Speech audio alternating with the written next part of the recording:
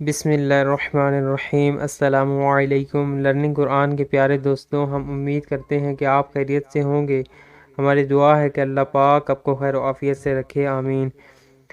दोस्तों, इंसान ज़िंदगी में बेइंतहा गुनाह करता है, लेकिन अल्लाह पाक ने हमें उन गुनाहों की मुआफ़ी के बेइंतहा मौके फराहम करता है कि हम अल्लाह पाक से उस गुनाह की मुआफ़ी मांग लें। तो आज की वीडियो में मैं आपको बताऊंगा कि गुनाह की मुआफ़ी के लिए 8 ऐसे आमाल हैं कि अगर वो कर लिए जाएं तो अल्लाह से उम्मीद है कि अल्लाह हमारे उन गुनाहों को बख्श देगा। तो वीडियो का आगाज़ करने से पहले एक बार हुसूल बरकत के लिए दुरूद पाक पढ़ लीजिए, सल्लल्लाहु अलैहि व आलिहि वसल्लम। दोस्तों, रिवायात से मालूम होता है कि गुनाह के बाद जब 8 आमाल सालिया यानी नेक अमल किए जाएं तो उस गुनाह की बख्शिश यानी मुआफ़ी की उम्मीद होती है।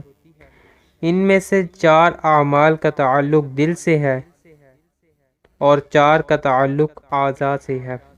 4 आमाल का ताल्लुक दिल में से है, उसमें से पहला जो है वो है तौबा या तौबा का अज़म। दूसरा है गुनाह से बाज रहने की चाहत। नंबर तीसरा है अजाब होने का खौफ। और नंबर 4 है मगफिरत की उम्मीद।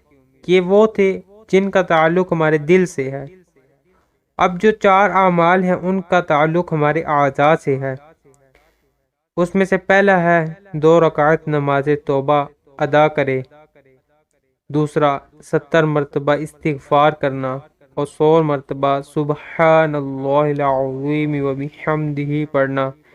तीसरा सदका करना और चौथा रोज़ा रखना। ये वो आमाल हैं दोस्तों कि अगर हमारे से कोई गुनाह सरज़द हो जाए तो उस गुनाह के फ़ौरन बाद इनमें से कोई अमल कर लेना चाहिए। तो अल्लाह से उम्मीद है कि अल्लाह इस अमल की बरकत से, नेक अमल की बरकत से हमारे उस गुनाह को मुआफ़ फरमा देगा। उम्मीद करते हैं कि आज की ये वीडियो आपको ज़रूर पसंद आई होगी। अगर आज की हमारी ये वीडियो आपको पसंद आई है तो हमारे चैनल को सब्सक्राइब के साथ बेल नोटिफिकेशन में ऑल का ऑप्शन ज़रूर सेलेक्ट कर लें। सब्सक्राइब के साथ हमारी वीडियोस को लाइक करना भी ना भूलिएगा और अपनी कीमती राय का इज़हार कमेंट बॉक्स में ज़रूर करें।